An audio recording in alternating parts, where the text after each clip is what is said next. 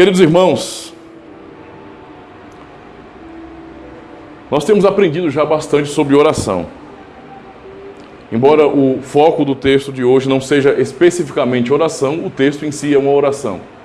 E nós vamos pensar justamente sobre isso, porque há lições preciosas para aprendermos. Nós vamos ler o texto do Salmo 42, aliás, 43. Salmos 43. Salmos 43. Amém? Amém. Diz assim a palavra do Senhor: Faze-me justiça, ó Deus, e pleiteia a minha causa contra a nação contenciosa. Livra-me do homem fraudulento e injusto, pois Tu és o Deus da minha fortaleza. Por que me rejeitas? Por que hei de andar eu lamentando sob a opressão dos meus inimigos? Envia a Tua luz e a Tua verdade, para que me guiem e me levem ao Teu santo monte e aos Teus tabernáculos. Então irei ao altar de Deus, que é a minha grande alegria. Ao som da harpa eu Te louvarei, ó Deus, Deus meu. Porque está abatida, ó minha alma? Porque te perturbas dentro em mim? Espera em Deus, pois ainda o louvarei, a Ele, meu auxílio e Deus meu. Até aqui, meus irmãos. Nós temos refletido durante alguns dias, porque o assunto é oração, sobre sofrimento, não é? Sobre dor, sobre muitas vezes não entendermos o que está acontecendo, dessas coisas que fazem parte da vida e que nós estamos todos sujeitos a passar por alguma dificuldade, seja coisas que nós planejamos e não dão certo, várias coisas que podem de fato nos causar perturbação em nossa alma. Nós todos estamos completamente sujeitos a isso.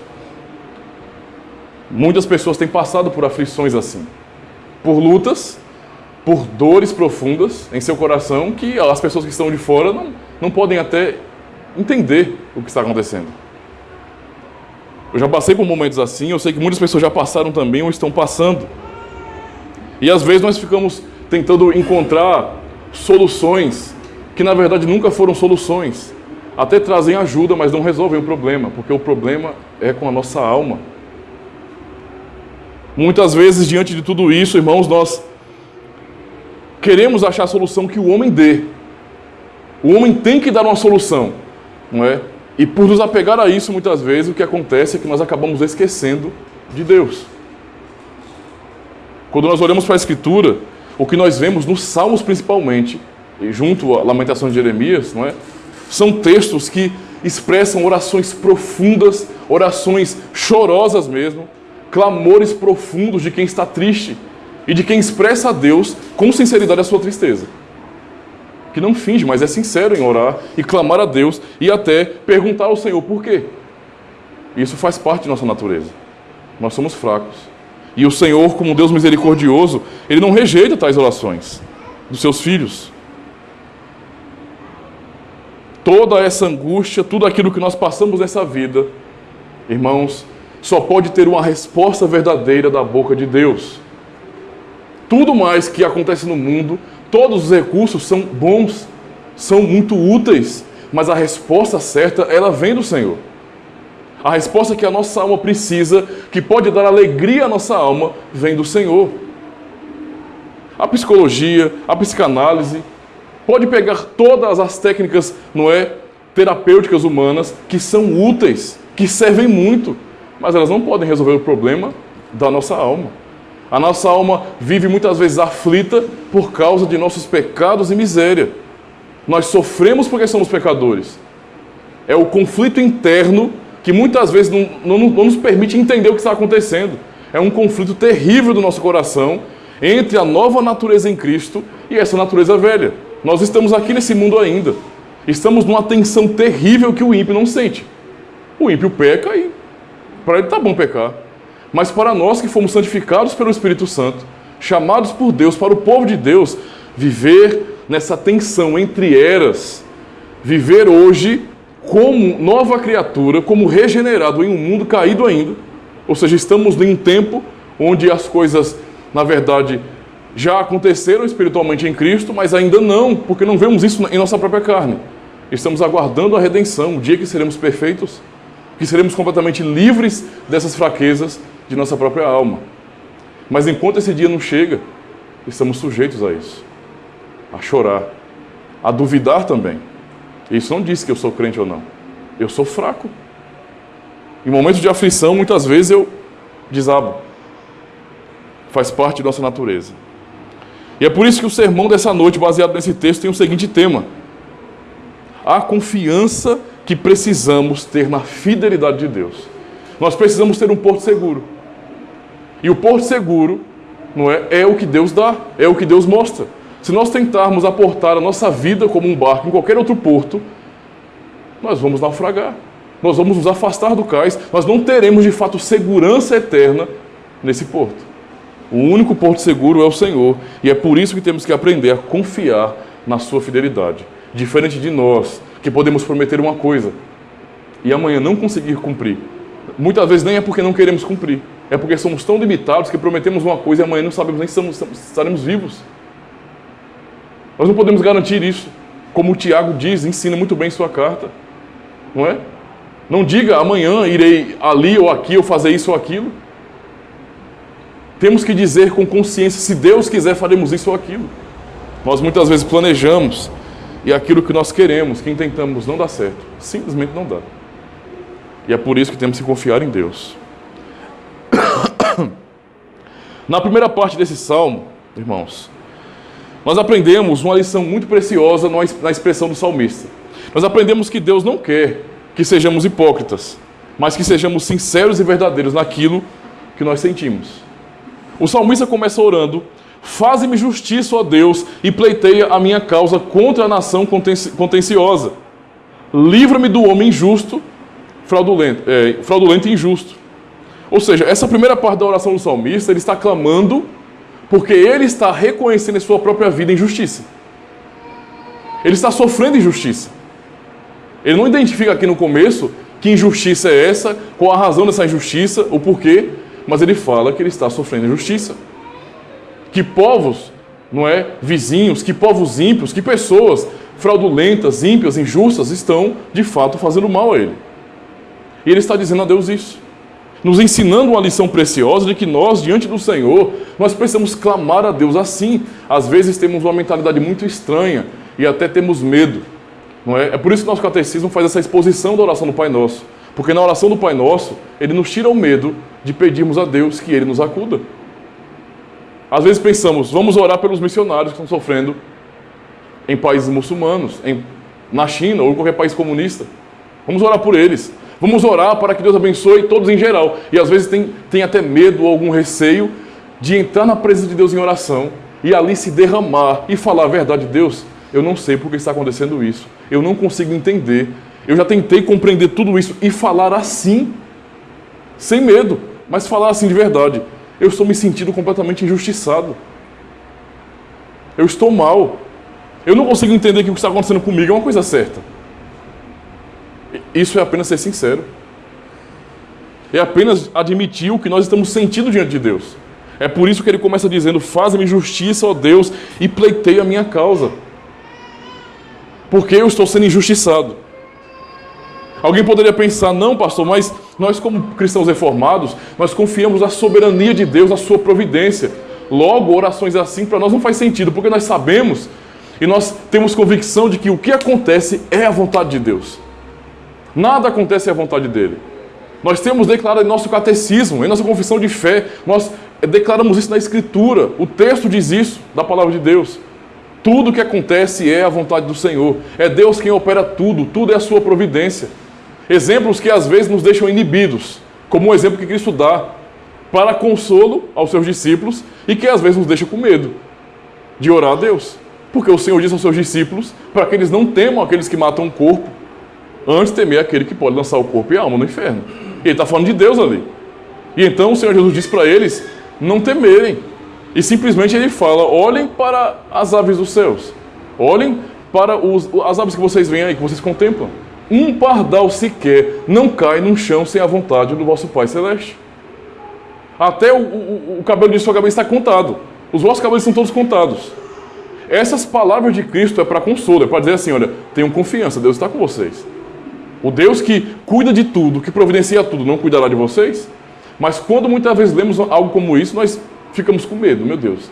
Agora que nós já temos uma teologia muito mais madura, reformada, né, para compreender a soberania e providência de Deus, será que é certo que eu ore assim? Será que eu posso simplesmente buscar a Deus por isso e dizer assim, Deus, eu não sei o que está acontecendo? Não seria mais simples eu dizer bem assim, é a tua vontade, Senhor? E nós dizemos isso, não está errado dizer. Está certo, nós temos que reconhecer que é a vontade dele. Mas eu tenho que dizer, olha, Senhor, eu vou fingir que eu não tenho dúvida no meu coração, eu vou fingir que a minha fé não está cambaleando. Percebem?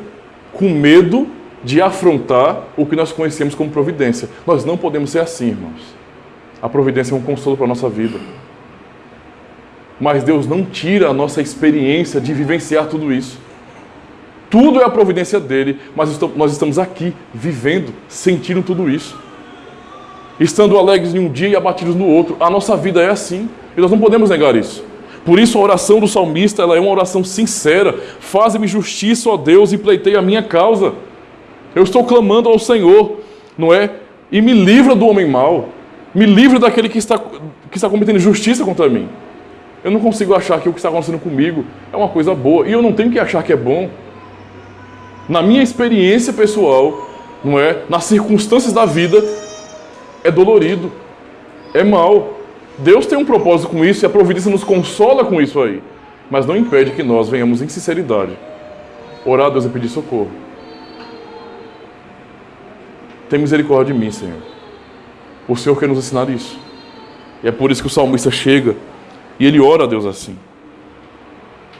No verso 2, nós percebemos que essa oração dele não é uma oração revoltada, não é uma oração de incredulidade. Porque o que ele diz no verso 2?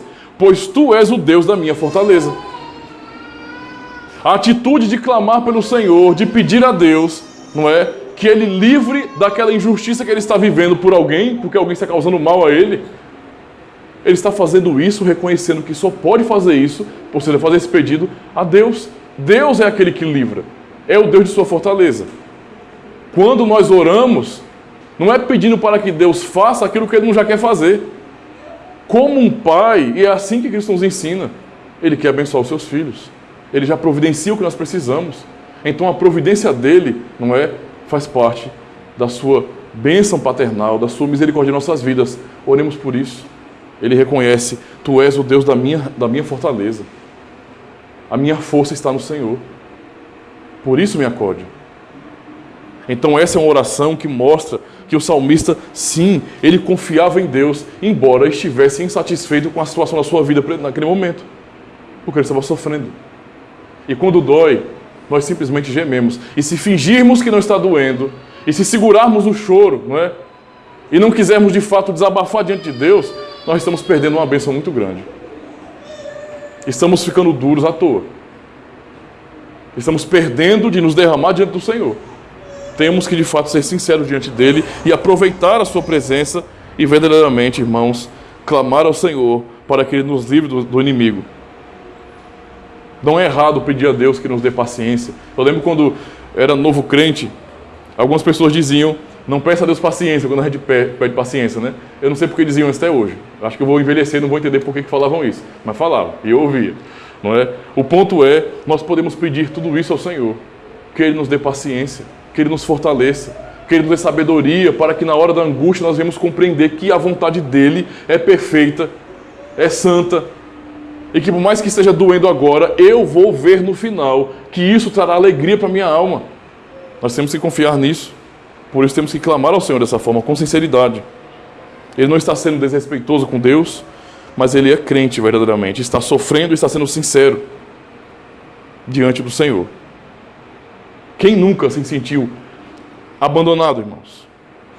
Se vocês observarem o contexto aqui, vocês percebem que ele está com uma angústia muito grande, porque algo lhe foi tirado.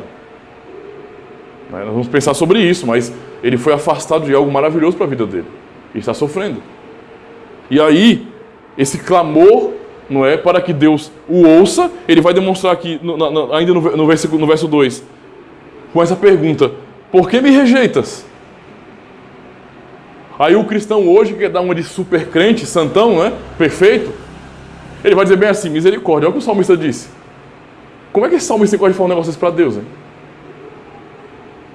Como ele tem coragem de abrir a boca dele ou registrar um negócio desse? Por que tu me rejeitas? Por acaso Deus abandona os seus filhos? Será que o salmista não sabe disso? Ele está sendo sincero. Ele não está sendo incrédulo. Ele está apenas expressando a realidade do que ele está sentindo naquele momento. Quem nunca se sentiu abandonado, irmãos? Diante de situações difíceis da vida que a gente passa. Quando você ora, e você clama, e você fala bem assim, meu Deus, eu tenho orado tanto, eu tenho buscado tanto, eu tenho chorado tanto. E parece que o Senhor não ouve. Parece que o Senhor não está nem aí. Continua doendo do mesmo jeito. Eu não consigo enxergar nenhuma porta aberta, eu não consigo enxergar nada. A minha vida está assim. Nós passamos por isso. E o salmista, que não é o hipócrita, estava expressando assim: por que me rejeitas? Eu estou me sentindo abandonado pelo Senhor. Eu oro, mas o Senhor não responde. Isso não é incredulidade dele, irmãos. É sinceridade. Porque no próprio verso 2, na parte anterior, ele já declarou: tu és a minha fortaleza. É apenas o que eu estou sentindo. Eu tenho entendimento, eu tenho ciência que tu és o meu Deus. Mas agora está doendo. E é por isso que eu clamo ao Senhor. E eu peço. E eu pergunto, por que é que o Senhor me rejeita? Como ele vai continuar dizendo aqui: por que hei de andar eu lamentando sobre a opressão dos inimigos? Para um contexto como esse, nacional, né, que a igreja era uma nação, a igreja era nacional, vamos dizer assim, não era uma igreja espalhada pelo mundo, que não tem uma nacionalidade terrestre, não é? Mas era uma igreja que estava fixada em uma nação, que iria gerar o Messias. Aquela nação era eleita para isso, especificamente. Então esse contexto de nação, de guerra territorial, de um povo prevalecendo contra outro, era muito grande. A disputa entre nações era muito grande. Era um reino tentando tomar o outro o tempo todo. Olhavam para Israel, via um reino pequeno, que tinha a grande fama, porque Deus operou milagres, mas era um reino pequeno comparado a outras nações. E havia essa tensão entre os reinos. E quando, porventura, Deus não operava como o povo dele clamava, como exatamente eles queriam, eles ficavam com medo disso. O que as nações vão dizer sobre nós? E na verdade havia isso. Se havia uma disputa, era essa. Não é? E o seu Deus onde está? Essa é a disputa que havia. E o seu Deus, você orou e o seu Deus não respondeu, não? Vocês lembram do contexto, não é, do primeiro livro de Reis? Quando Deus ali, ele levanta Elias. É esse o contexto aqui. Você está vendo uma disputa, uma verdadeira batalha, não é, de profetas. É o que você está vendo ali. Quem é o Deus verdadeiro? Quem serve o Deus verdadeiro? Essa é a batalha de profetas que havia ali. Não é? E então os 400 profetas de Baal clamaram durante toda a manhã, se autoflagelaram, eles fizeram tudo o que foi necessário para ver se Baal ouvia. Ele ia saber quem era o Deus verdadeiro, e Elias foi rindo, zombando deles. Mas eles tentaram e nada aconteceu. E quando Elias orou, Deus respondeu com fogo. As nações tinham isso, essa era a tensão que havia. Então ele estava se sentindo oprimido por causa disso. Agora eu não estou desfrutando da bênção que outrora desfrutei. Eu não estou junto ao meu Deus, na presença dos meus irmãos. Eu estou longe e agora eu estou sofrendo. E as nações me perguntam, me oprimem. Onde está o seu Deus? É isso que os inimigos fazem. Eles me oprimem. Não é? Eles me oprimem. E é essa a tristeza do coração desse salmista, irmãos. Por isso que ele pergunta, por que me rejeita, Senhor? Não é? Porque hei de andar eu lamentando sobre a opressão dos meus inimigos? Por que eu tenho que passar por isso? Por que eu tenho que viver assim humilhado? Os inimigos me oprimindo aqui, não é? Como seria o linguajar deles? Esses incircuncisos de coração. Essas pessoas que não conhecem ao Senhor, que não temem o Deus verdadeiro, estão me oprimindo. Estão me perseguindo. Esse salmo, ele está muito bem ligado ao Salmo 42. Eu escolhi esse salmo porque ele é mais resumido. Mas ele parece um resumo do Salmo 42. O Salmo 42 foi escrito, está registrado como pelos filhos de Corá. Corá da família de Levi, era um levita. Seus filhos, embora Corá, se você vai ler Números, por exemplo, não é 16, 26 também, você vai perceber que Corá, junto com outras pessoas de Israel, no tempo de Moisés no deserto, se levantaram em revolução contra Moisés, para desafiar a liderança. E então Deus ordenou que eles fossem punidos, e o próprio Deus abriu a terra e engoliu aquelas pessoas. Mais de 200 pessoas foram engolidas pela terra. Deus matou. Mas os filhos de Corá, como diz o texto de Números, foram poupados. Eles foram poupados. E eles são levitas, eles eram levitas, não é? Ou seja, e esses levitas aqui escrevem esse Salmo 42 e esse 43, e a descrição desse salmo, quando nós vamos começar a ler agora mais, só faz eu pensar numa pessoa que passou por as situações que nós estamos vendo aqui. É um salmo que mostra e descreve justamente a experiência triste de Davi em ter sido expulso do seu próprio trono pelo seu próprio filho Absalão, que queria o matar. E então, longe do Senhor, longe de Jerusalém, longe do lugar de adoração, da congregação, da comunhão com os irmãos, Davi sofria, Davi chorava. Ele sofria muito e desejava isso. E esse era o questionamento do coração dele. O que vão dizer os ímpios de mim? Onde está o teu Deus? Eu estou longe de Jerusalém, eu estou longe do culto, eu não posso adorar a Deus. Esse era o sofrimento de Davi. E nós estamos vendo justamente isso aqui. Esse salmista está dizendo justamente isso, que ele está sendo oprimido pelos seus inimigos. E quando chega no verso 3, ele diz bem assim: envia a tua luz e a tua verdade, para que me guiem e me levem ao teu santo monte e aos teus tabernáculos. Percebem o foco da oração dele? Ele está ali triste, ele está clamando ao Senhor, perguntando a Deus por que ele está se esquecendo dele. Mas a sua oração, ou seja, ao Deus que é a sua fortaleza, é uma: envia a tua luz, me ilumina, Senhor, envia a tua verdade, para que essa verdade e essa luz me guiem. Me guiem para onde? Ele vai dizer: e me levem ao teu santo monte e aos teus tabernáculos. Claramente o salmista estava sofrendo porque ele foi apartado do povo de Deus. Ele foi tirado do meio do povo de Deus. Ele foi tirado do ambiente onde ele era alegre, feliz, onde ele podia louvar ao Senhor, onde ele desfrutava da comunhão, da alegria com os irmãos. Ele foi afastado disso. E ele está agora sendo visto pelos gentios, pelos ímpios, e está sendo zombado. E ele sofre por causa disso.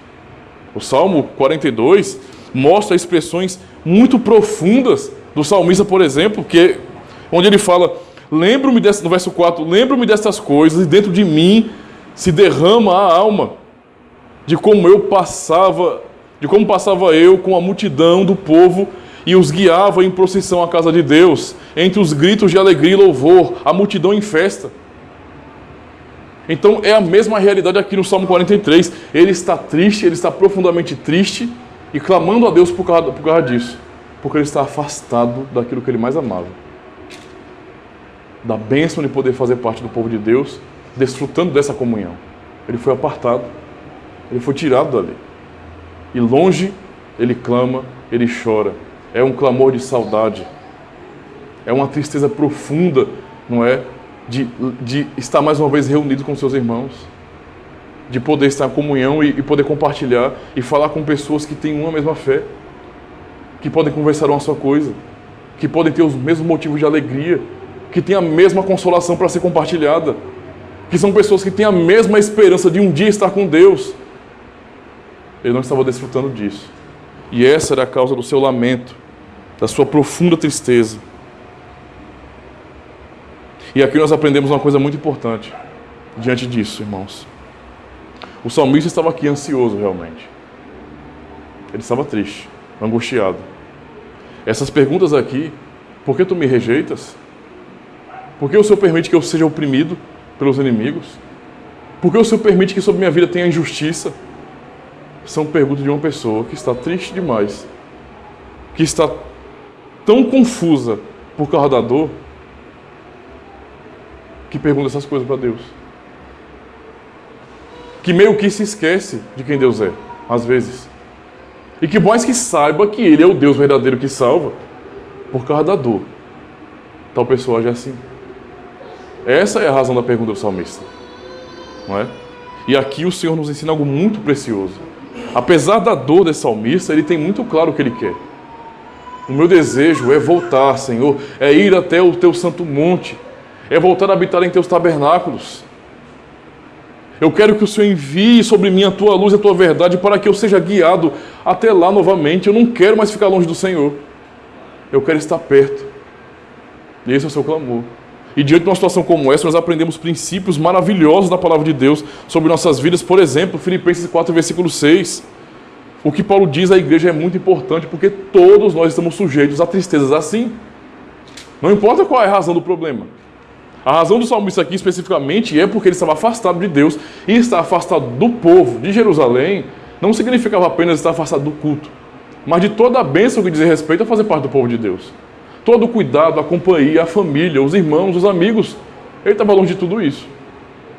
Não é? Então ele estava sofrendo por causa disso.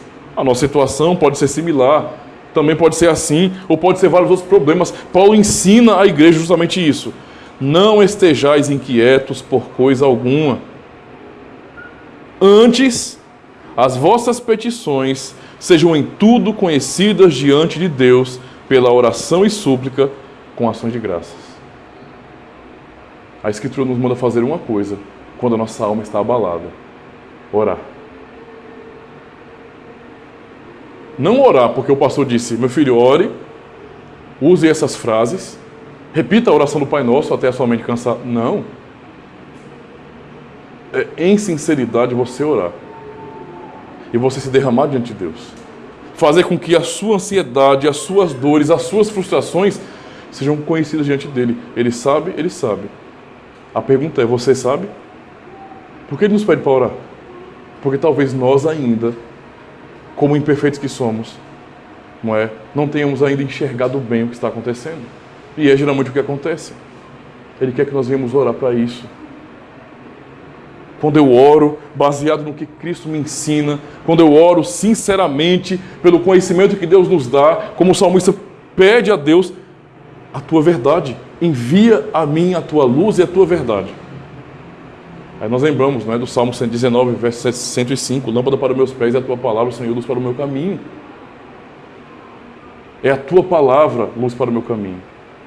É pelo conhecimento de Deus que nós sabemos exatamente o Deus que nós temos e podemos clamar. Nós aprendemos isso hoje na pregação pela manhã, sobre o conhecimento de Deus, para então podermos santificar o seu nome. Então nós somos realmente exortados a apresentar diante de Deus com sinceridade, irmãos, sem fingimento, sem dar uma de quem somos fortes. Aqui até nós conseguimos manter um pouquinho a postura, não é? Nós tentamos manter a postura aqui, mas diante do Senhor não tem para que a gente tentar se esconder, não. É inútil. Estamos completamente nus diante dele. Podemos então ser completamente verdadeiros. Deus, coisa que eu não faço na frente dos outros, para não escandalizar um irmão, porque às vezes o irmão vai olhar assim: irmão, se controle, pelo amor de Deus. Tem misericórdia da sua própria vida, o irmão está babando aí, está quase morrendo. Vamos levar esse menino para o hospital. Para evitar que a pessoa fique agoniada, a pessoa não vai ficar desse jeito no culto, num momento público assim. Mas em nosso quarto, diante do Senhor, é lá que nós temos que chorar diante dele, clamando ao Senhor e apresentando a ele: Deus, está doendo, está sofrendo, eu não estou entendendo porquê, eu não estou aguentando o que está acontecendo comigo. Por que o Senhor me rejeita? Por que o Senhor não ouve minha oração? Mas nunca esquecer do que o salmista está dizendo aqui. Eu tenho convicção que o Senhor é a minha fortaleza. É por isso que eu oro ao Senhor. O Senhor é a minha fortaleza. Eu não estou orando por causa de um talvez. Não é porque eu sou incrédulo, eu apenas estou sofrendo, mas eu sei que o Senhor é a minha fortaleza. Essa é a convicção do salmista. Devemos fazer então aquilo que Pedro nos ensina também em sua carta. Na primeira carta, capítulo 5, versículo 7, é o que ele diz: irmãos, lançando sobre ele toda a vossa ansiedade, porque ele tem cuidado de vós. É esse o ensino que o Senhor nos dá. Na hora que estamos sofrendo, está doendo e nós não entendemos o porquê, nós precisamos, pela fé, lançar a nossa ansiedade diante dele, porque ele tem cuidado da sua igreja, do seu povo. É fácil? Não. Mas nós temos que nos apegar a essa verdade. Apesar da dor, é a verdade que o Senhor disse que prevalece sempre. Sempre, sempre, sempre. Não é? Pode doer, Pode durar a noite todinha o choro, mas não podemos ter a convicção que a alegria vem ao amanhecer. O sol vai nascer de novo. Mais uma vez o Senhor vai manifestar a sua glória pelo dia. Então nós podemos confiar nele. Então o Senhor nos ensina que nós não podemos nos acanhar, mas precisamos, irmãos, clamar a Deus por socorro. Não é? Clamar a Deus por socorro.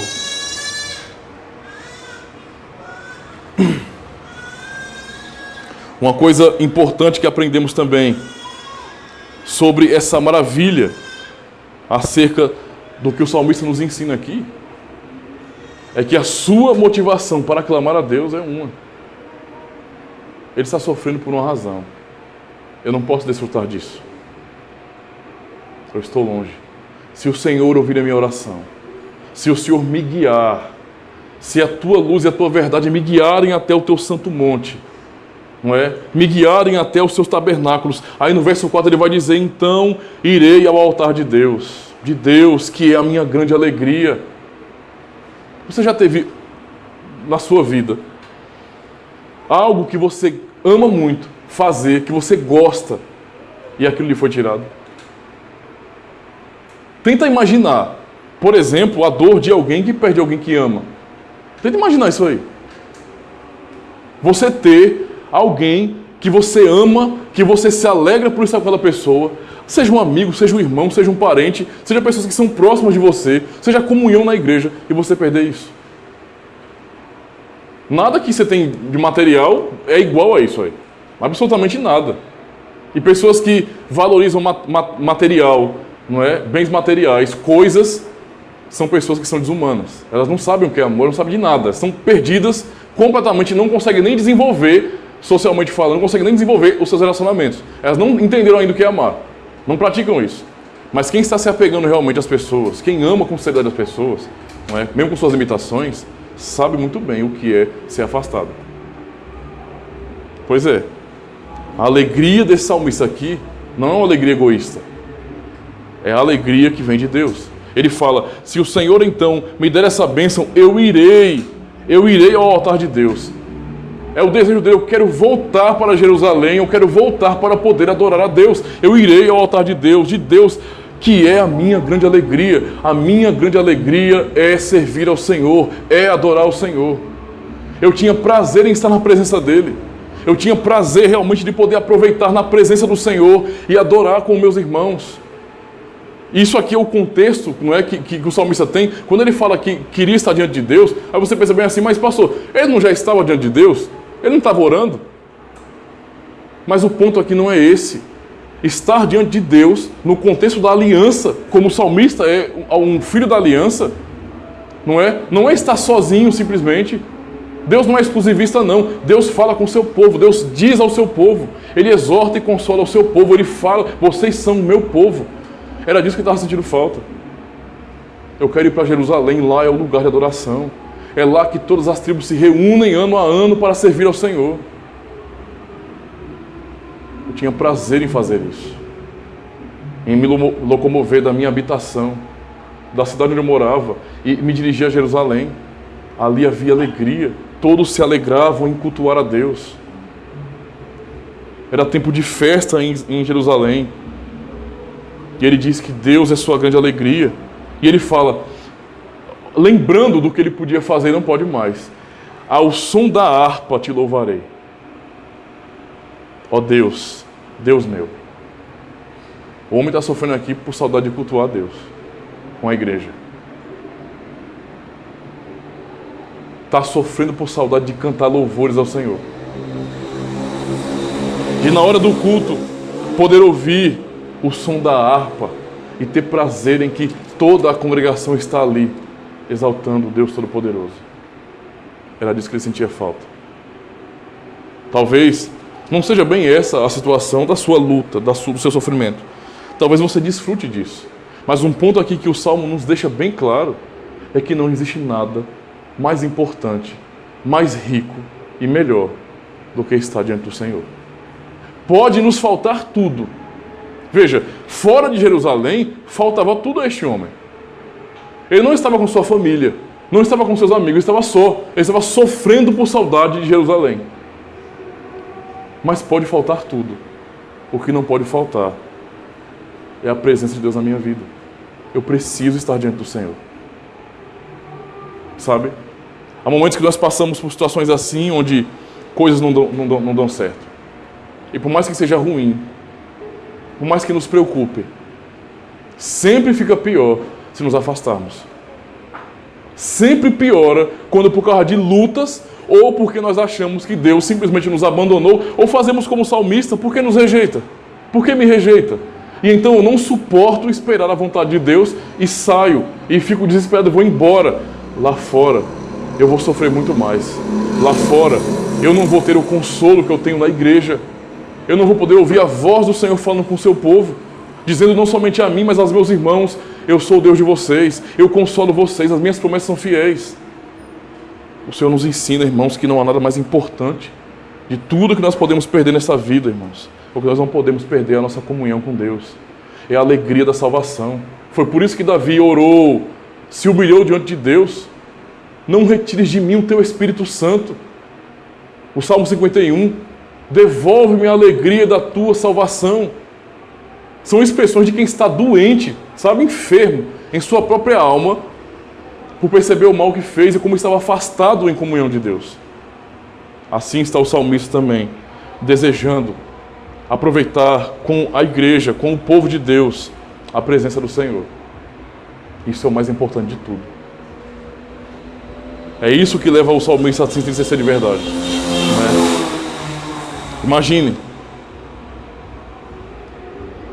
nós até passamos por dificuldades, mas pare para pensar.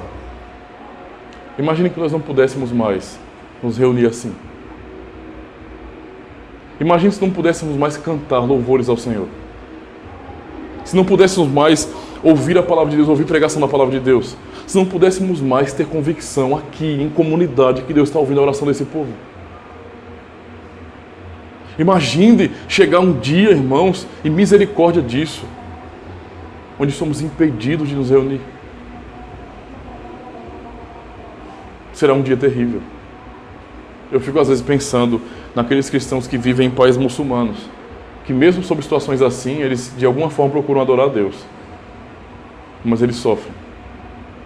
A saudade de poder ter liberdade de proclamar o nome do Senhor publicamente, certamente os atinge.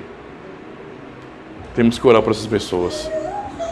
Finalmente, irmãos, o Senhor nos ensina que nós precisamos, que nós devemos confiar em sua fidelidade. É o que mantém a vida do salmista aqui. Embora ele esteja sofrendo, e pelo que aconteceu, de repente, por estar afastado, poderia ser alguém que sem expectativa nenhuma de voltar. E ele vai dizer isso, a sua alma está doendo, ele vai dizer bem assim no verso 5, porque está abatido a minha alma. Ele reconhece a perturbação que há nele. Não é? Ele está reconhecendo, perguntando isso, por que está abatido a minha alma? Por que te perturbas dentro em mim? Ele tem essa dor em sua alma, essa tristeza profunda, e ele não nega isso. Ele pergunta, por que eu estou tão triste? Por que tanto sofrimento? Por que tanta angústia que parece que não cessa? Mas o que ele diz aqui, ainda no verso 5, espera em Deus, pois ainda o louvarei, a Ele, meu auxílio e Deus meu. Essa palavra do salmista é a sua expectativa de que um dia ele voltaria para Jerusalém, para finalmente ir aos altares de Deus e ali adorar o Senhor com seus irmãos. Ele está longe, está sofrendo, está triste, mas ele tem essa expectativa, ele confia em Deus, que ele não vai ficar assim para sempre, que ele vai, sim, louvar o Senhor. Ele não se refere ao momento que ele estava ali agora. É claro que ele já estava louvando a Deus, mas ele está falando sobre culto, sobre poder exaltar a Deus. E então ele diz, ainda que eu seja triste, porque está batida a minha alma, porque te perturba dentro de mim, espera em Deus. Imagina um conflito, né? Não parece estranho? Ele está lutando contra a sua própria alma, como se fosse uma dicotomia. O salmista ele trata dessa forma para mostrar essa angústia no coração dele e expressar justamente esse conflito, de saber a verdade e de sentir a dor da fraqueza da carne. Nós sabemos a verdade, Nós recebemos a promessa, mas é fácil? Não, porque nós somos fracos. Deus não muda, a sua promessa é perfeita, é fiel, mas mesmo que seja fiel à promessa de Deus, nós somos imperfeitos para confiar nela. Então o salmista expressa a sua dor, não é? A sua angústia, que às vezes até parece uma desesperança, mas ele já quebra isso com o conhecimento de Deus. Ele tem ciência e ele confia de que, pois ainda o louvarei. Deus meu, não é? Ele, meu auxílio, Deus meu. Ou seja, ele tem convicção que um dia ele voltaria a Jerusalém. Ele voltaria a adorar a Deus com seus irmãos. É justamente isso que nós podemos observar nesse texto, irmãos, dos Salmos, que é riquíssimo. Essa tristeza do salmista, essa angústia da alma, não apenas expressa o sofrimento que ele teve, ou o nosso sofrimento. Essa angústia da alma, não foi somente ele ou nós que passamos. Essa mesma angústia, não é? Pelo sofrimento da carne, o nosso Senhor Jesus Cristo passou. Essa pergunta do salmista, por que me rejeitas? É o que Cristo diz na cruz, não é? Deus meu, por que me desamparaste? Mateus 27, 46. E essa mesma verdade de Cristo está expressa no Salmo 22, quando o salmista diz, não é? Isso é mostrando o que Cristo iria dizer no futuro: Deus meu, por que me desamparaste? Porque se acha longe de mim a salvação, as palavras de meu bramido. Deus meu, clamo de dia e não me respondes. Também de noite, porém, não tenho sossego. Contudo, é santo, entronizado entre os louvores de Israel. Nossos pais confiaram em ti, confiaram e os livraste. Olha a convicção, por mais que haja dor, por mais que ele chore, por mais que ele pergunte por que o Senhor me abandonou, ele sabe que Deus não abandonou ele. Cristo estava ali, na cruz, dizendo essas mesmas palavras, diante do sofrimento da carne, sentindo a dor e recebendo nele o peso de nosso pecado. Ele disse isso: Deus meu, por que me abandonaste? Ele sentiu angústias profundas em sua alma. E há uma razão para isso. Cristo sofreu, como nós aprendemos em vários textos de Hebreus, por exemplo. Ele sofreu, ele provou os terrores das nossas dores, dos nossos pecados, das nossas culpas sobre ele, sendo ele inocente. E ficou triste daquela forma. Ele que tem uma comunhão perfeita e eterna com o Pai, o eterno Filho de Deus, estava ali, sendo esmagado por seu próprio Pai, para perdoar pecadores como nós. E ali ele estava angustiado pela ira que ele iria receber, porque ele mesmo sendo santo e bendito, seria feito maldito diante de todos. Seria exposto como maldito, pendurado em um madeiro. Tudo para salvar pecadores. Para que eu e você, para que a igreja de Cristo hoje pudesse olhar para essa mesma verdade e ter um consolo seguro. Ele sofreu. Ele passou por tudo isso, irmãos. E nos dá a consolação de que Ele não nos abandonará. Eis que estou convosco todos os dias, até a consumação dos séculos. O Senhor nos ensina a confiar em sua promessa. Como o salmista que confiou. Mesmo que eu chore, mesmo que eu sofra, eu sei que um dia eu louvarei a Deus de novo. Um dia eu poderei desfrutar mais uma vez dessa comunhão. Um dia toda essa minha lamentação vai acabar e eu voltarei, eu subirei ao Monte Santo do Senhor. Cristo subiu ao Monte Santo do Senhor. E com o seu sofrimento ele nos diz, nós subiremos também. É por isso que temos que nos agarrar à promessa do Senhor e reconhecer, irmãos, nós podemos confiar no Senhor. A promessa do Senhor é verdadeira e fiel. Por isso, não negligencie isso. Não se afaste em seu coração. Busque ao Senhor com sinceridade. Não importa o que aflige a sua alma, busque ao Senhor com sinceridade e clame a Ele. Clame por socorro e seja sincero diante do Senhor. Apresente a Ele todas as suas petições, toda a sua ansiedade lance sobre Ele. Confie que o Senhor não te abandona. Pode doer, você pode chorar, mas o choro um dia acaba. Essa é a confiança que temos no Senhor. Amém.